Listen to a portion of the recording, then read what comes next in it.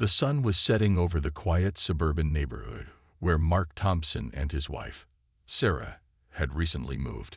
It was a place they hoped would offer peace after years of chaos. Mark, a retired Navy SEAL, had spent most of his life serving his country in some of the toughest situations imaginable.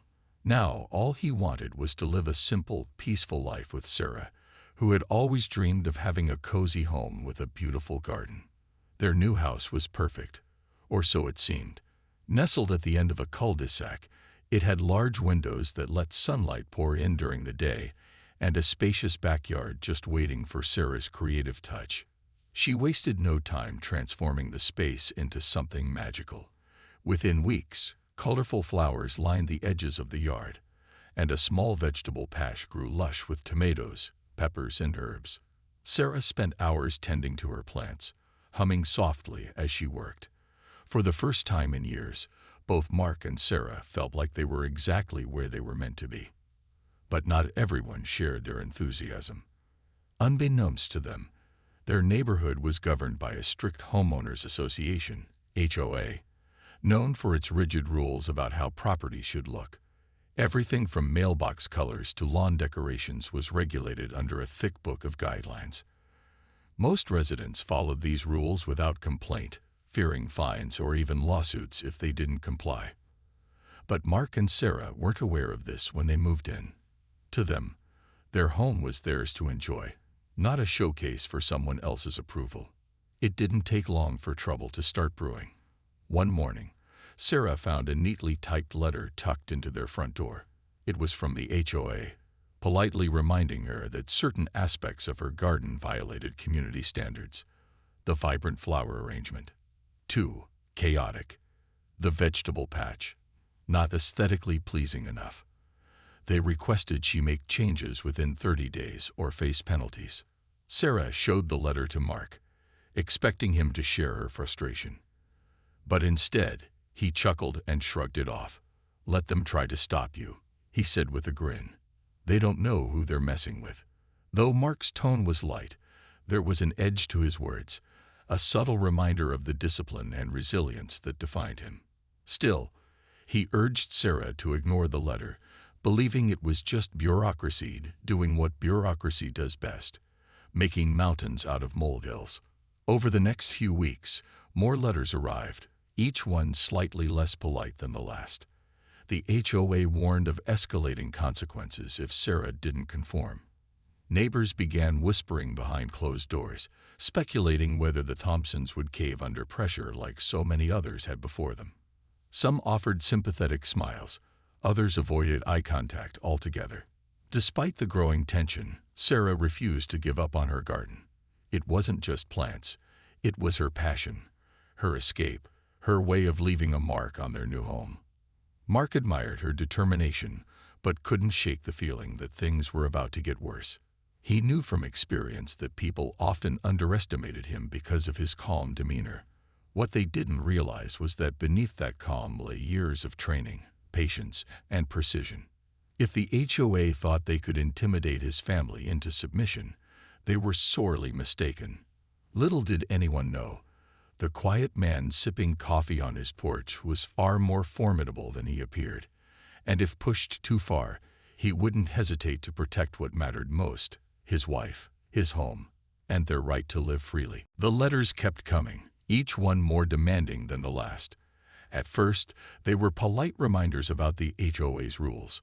But soon, the tone shifted. Words like non-compliance and penalties began appearing frequently, as if the HOA was trying to scare Sarah into submission. Mark noticed how the stress was starting to weigh on her shoulders. She loved her garden. It was her happy place. And now it felt like someone was trying to take that away from her. One evening, as they sat together on the porch, Sarah held another warning letter in her hand. "I don't understand," she said, frustration creeping into her voice. "Why are they making such a big deal out of a few flowers? It's not like I'm building a shed or parking a broken car in the driveway." Mark reached over and gently took the letter from her hands. He scanned it quickly, his jaw tightening slightly. "They're testing us," he said calmly, "seeing how far they can push before we break." But breaking wasn't an option for Sarah. Her garden wasn't just plants. It was her way of expressing herself. Every bloom told a story. Every leaf carried meaning. Giving up would feel like losing a part of herself, so she decided to stand her ground. When the next letter arrived, she wrote back, a polite yet firm response, explaining why she believed her garden didn't violate any reasonable standard of beauty. She even included pictures of her work, hoping to show the HOA board members that her efforts added charm to the neighborhood, not chaos. Her reply went unanswered. Instead, two men showed up at their doorstep one Saturday morning. The taller of the two introduced himself as Carl, an enforcer hired by the HOA to ensure compliance. His companion, Greg, stood silently beside him, arms crossed, looking more like a bodyguard than anything else. Both wore matching polo shirts with the HOA logo stitched onto the chest, but their expressions were anything but friendly. Carl wasted no time getting to the point. "Mrs. Thompson," he began, his voice dripping with condescension, "we've given you plenty of chances to fix this mess." He gestured vaguely toward the backyard, where Sarah's vibrant flower beds stretched across the lawn. "But clearly, you're not taking us seriously." Sarah crossed her arms, standing her ground. "My garden is well maintained and adds value to the neighborhood," she replied evenly. "I don't see the problem." Carl smirked, leaning closer.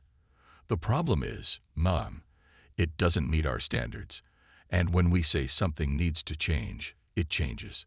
No exceptions." His tone grew sharper with each word, as if he expected Sarah to crumble under his authority. But Sarah didn't budge. She looked him straight in the eye, her voice steady. "I'm not removing my garden. If you have a real issue, take it up with the board." Greg snickered at her response, pulling out his phone to record the exchange. Carl, now visibly irritated, stepped closer, invading her personal space. "You're making a mistake," he growled. "People who don't follow the rules around here tend to regret it." Sarah clenched her fists but forced herself to stay calm. She knew arguing further wouldn't help, so she simply repeated, "Leave my property now." For a moment, it seemed like Carl might escalate things further, but then he backed off, muttering something about dealing with this later. As the two men walked away, Sarah let out a shaky breath. She closed the door behind her and leaned against it, heart racing. Mark, who had been watching quietly from the living room window, approached her. "Are you okay?" he asked softly. Sarah nodded, though her hands were still trembling. "They're bullies, Mark. Plain and simple." Mark's expression darkened. He hadn't served all those years in the military just to sit idly by while someone intimidated his wife. Still, he knew better than to act rashly. For now, they needed to gather information, document everything, and prepare for whatever came next. But deep down, Mark couldn't ignore the fire burning inside him. These men had no idea who they were dealing with, and sooner or later, they'd find out. The tension in the Thompson household lingered like a storm cloud after Carl and Greg's visit. Sarah tried to go about her day as usual, tending to her garden and focusing on her art, but it was hard to shake the feeling of being watched. Every time she stepped outside, she couldn't help but glance over her shoulder, half expecting the two men to reappear. Mark, on the other hand, had become quieter than usual.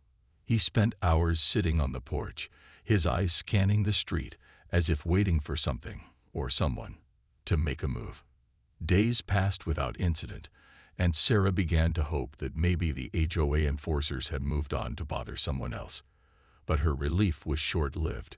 One afternoon, while Mark was out running errands, Carl and Greg returned.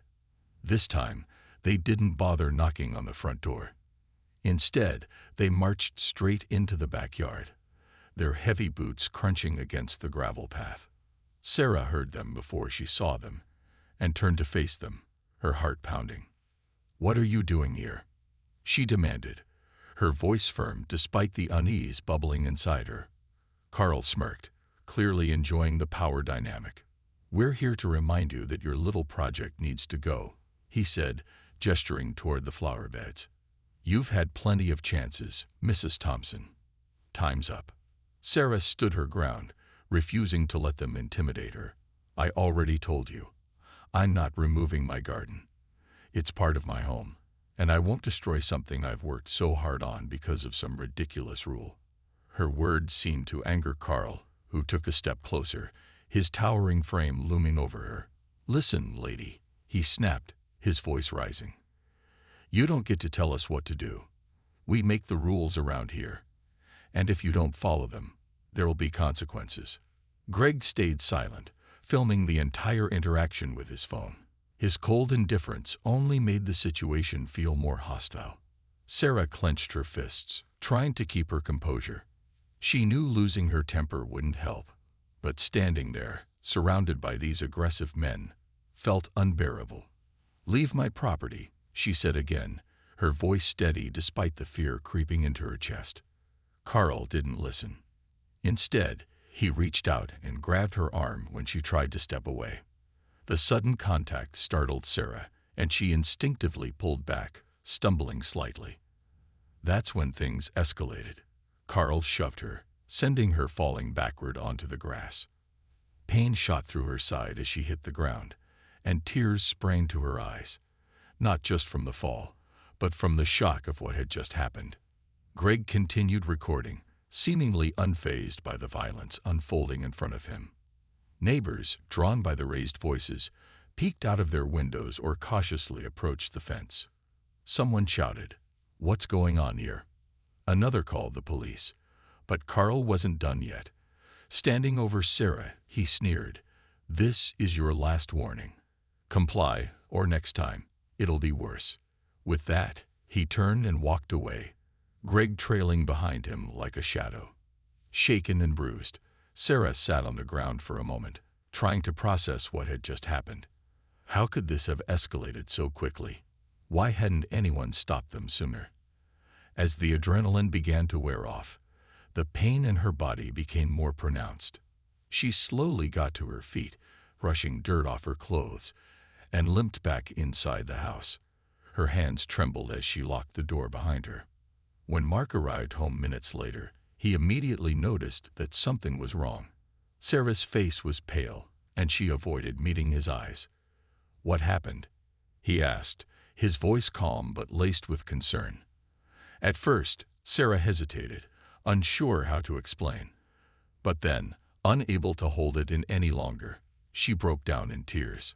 Through choked sobs, she recounted the encounter, the intrusion, the threats, the shove, and the fall. Mark listened silently, his jaw tightening with every word. When Sarah finished, he gently hugged her, letting her cry into his shoulder. Inside, however, a storm was brewing. Years of discipline and restraint kept him from acting impulsively, but one thing was certain. Carl and Greg had made a grave mistake.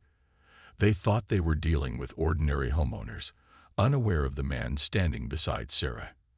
And now, they would learn exactly who they were messing with. When Sarah finally calmed down enough to speak clearly, Mark's mind was already racing.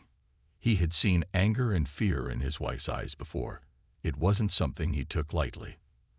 The thought of someone laying a hand on her ignited a fire within him that years of retirement hadn't dulled.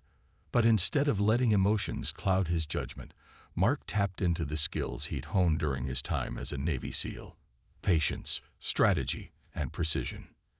The first thing he did was examine the scene. Walking outside, he surveyed the backyard carefully, noting any signs of disturbance. Footprints near the flower beds, broken stems where Sarah might have fallen. Then he asked Sarah to recount everything she could remember about the incident. Every detail mattered. The tone of Carl's voice, Greg's position while filming, even the exact words they used. Mark listened intently, jotting notes in a small notebook he kept handy for situations like this. Next, he turned to their neighbors. Though many had stayed silent during the confrontation, some had witnessed parts of it from their windows or yards. Mark approached them one by one, introducing himself politely and asking if they'd be willing to share what they saw. To his relief, several agreed, offering accounts that matched Sarah's story. One neighbor even mentioned having security cameras pointed toward the street, which might have caught footage of Carl and Greg arriving or leaving. Mark thanked them graciously, promising to keep them updated on what happened next. Meanwhile, Sarah found solace in action. While Mark handled logistics, she channeled her emotions into raising awareness. She posted about the incident on social media, sharing photos of her garden alongside screenshots of the HOA's unreasonable letters. Within hours, her post went viral. Comments poured in from strangers across the country, praising her courage and condemning the HOA's behavior. Local news outlets picked up the story, turning the spotlight onto the neighborhood's strict regulations and the enforcers' aggressive tactics. Despite the growing public outrage, the local police seemed hesitant to act. When Mark accompanied Sarah to file a report, the officer on duty listened disinterestedly, barely glancing at the evidence they brought. "It's just a shove," the officer said dismissively. "Not much we can do unless there's clear intent to harm." Mark clenched his fists under the table, but forced himself to stay calm. Arguing wouldn't help. Proving intent would require more than just their word against Carl's. Frustrated but undeterred, Mark decided to take matters into his own hands. He began researching the HOA's history, digging through public records and online forums. What he discovered shocked him. Complaints about Carl and Greg were far from isolated incidents. There were dozens of similar stories from other residents who claimed harassment, intimidation, and even threats. Some victims admitted to paying hefty fines just to avoid conflict, while others moved out altogether. It became clear that the HOA operated less like a governing body and more like a private militia enforcing its will without accountability. Armed with this knowledge, Mark devised a plan. He installed discreet surveillance cameras around their property, ensuring every angle was covered. If Carl and Greg dared to return, their actions would be recorded in full detail.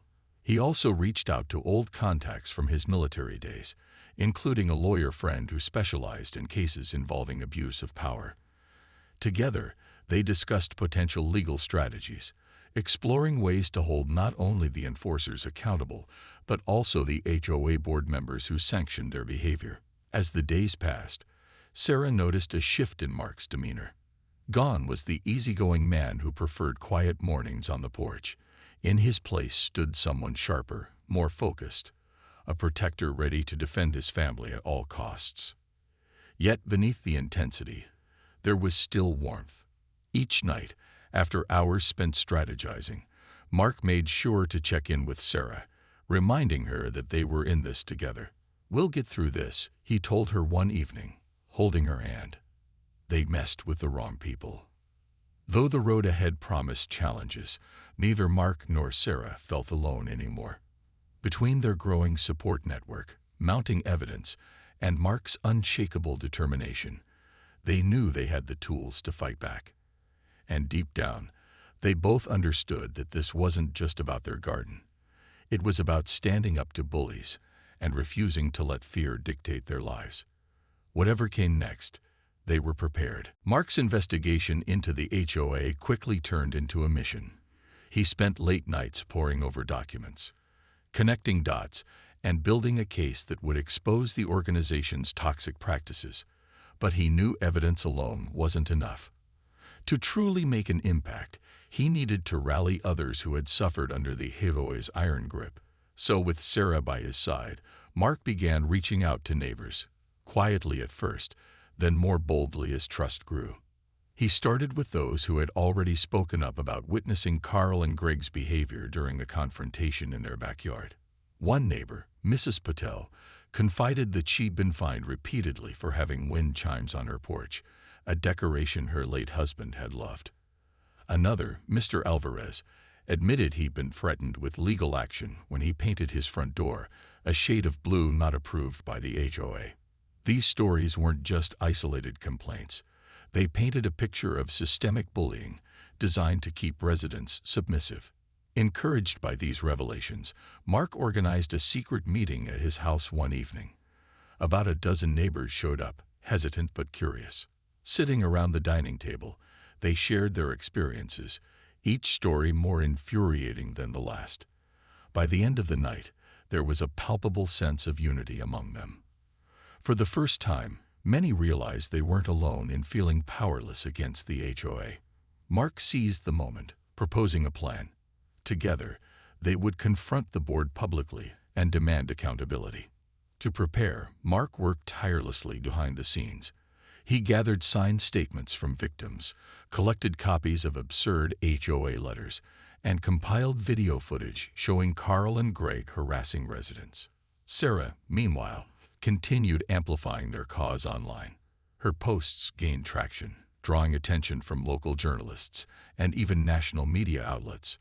The hashtag #GardensNotBullies trended briefly, turning their fight into a symbol of resistance against oppressive systems. With everything in place, Mark called for a town hall meeting, an official gathering where homeowners could voice their grievances directly to the HOA board. Word spread quickly, and soon, dozens of residents RSVP'd, eager to participate. On the day of the meeting, the community center buzzed with nervous energy. People filed in clutching notebooks, photos, and documents, ready to speak their truth. When it was Mark's turn to address the crowd, he stood tall, exuding the same calm confidence that had carried him through countless missions. "We're here today because we're tired of being treated like second-class citizens in our own homes," he began, his voice steady and commanding. "This isn't about gardens or paint colors. It's about respect. It's about fairness. And most importantly, it's about holding those in power accountable for their actions." One by one, residents took the microphone, sharing their stories with raw honesty. Mrs. Patel spoke about her wind chimes, tears streaming down her face. Mr. Alvarez recounted how he'd been forced to repaint his door 3 times to meet ever-changing standards. Others described fines so excessive they bordered on extortion. The room erupted in applause after each testimony, a collective show of solidarity. Finally, Mark unveiled his piece de resistance, a slideshow presentation featuring damning evidence against the HOA. There were screenshots of threatening emails, videos of Carl and Gray intimidating residents, and financial records hinting at mismanagement of funds. Gasps rippled through the audience as the truth came to light. Even some members of the HOA board shifted uncomfortably in their seats, unable to deny what was right in front of them. By the end of the meeting, the atmosphere had shifted entirely. Neighbors exchanged phone numbers, promising to support one another moving forward. A petition calling for the resignation of the current board circulated rapidly, gathering signatures faster than anyone expected. Outside, reporters snapped photos and interviewed attendees, ensuring the story reached an even wider audience. For Mark and Sarah, the victory felt bittersweet. They hadn't won yet, not officially, but they had ignited something powerful: hope.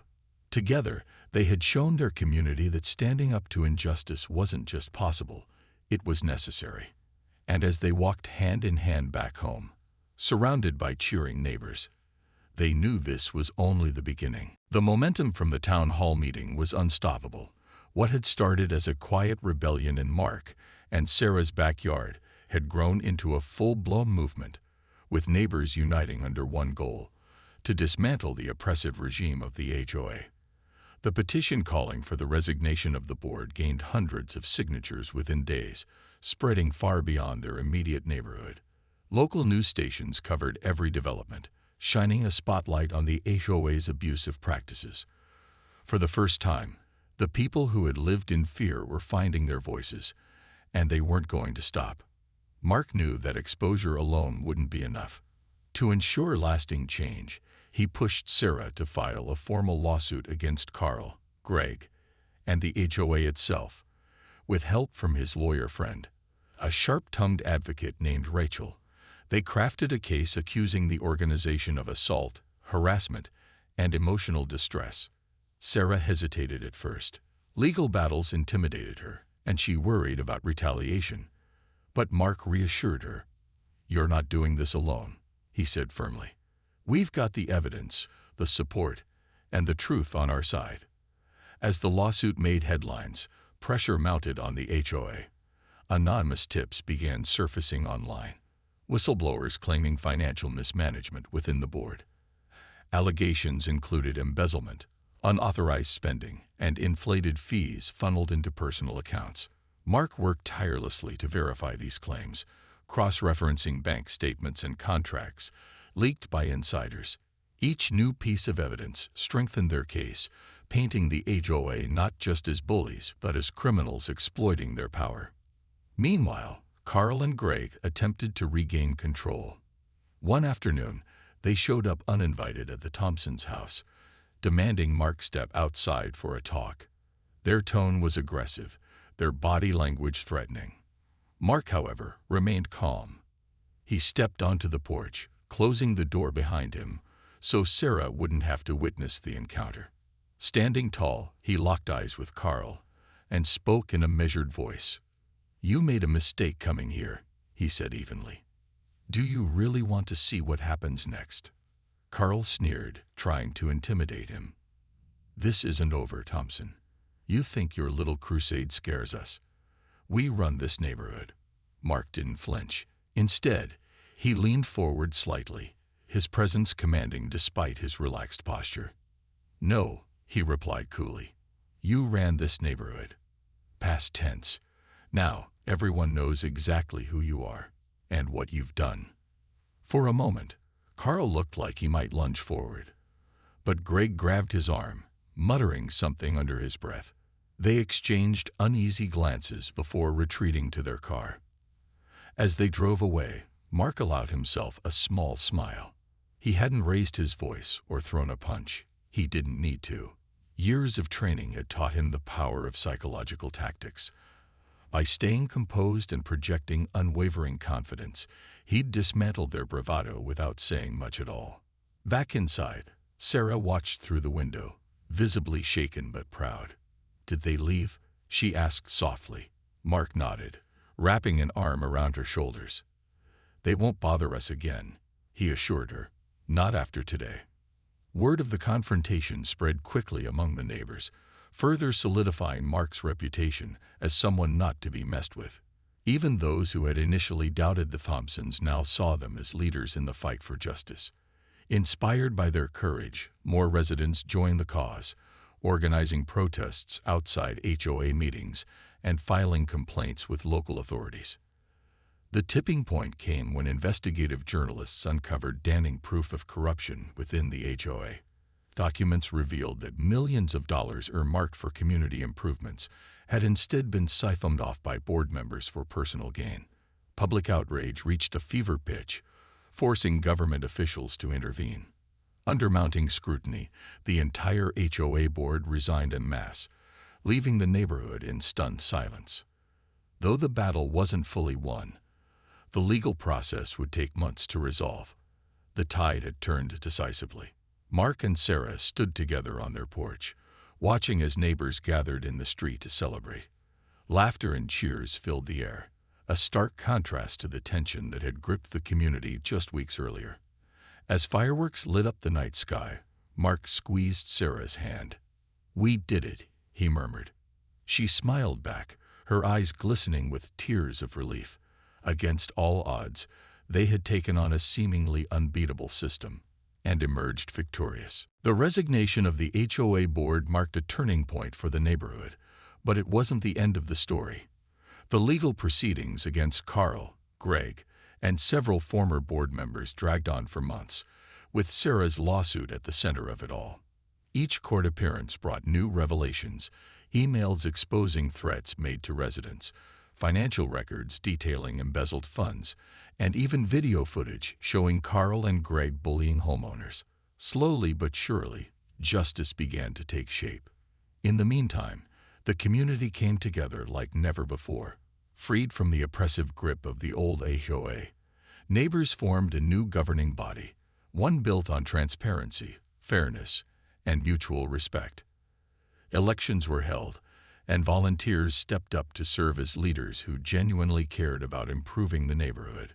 Mrs. Patel was elected treasurer, ensuring no one could misuse funds again. Mr. Alvarez became head of the beautification committee, encouraging creativity instead of conformity in home decor.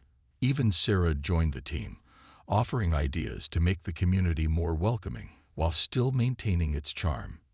Mark played a quieter role this time around, preferring to stay behind the scenes. He helped draft policies that protected residents' rights and advised the new board on how to handle disputes fairly.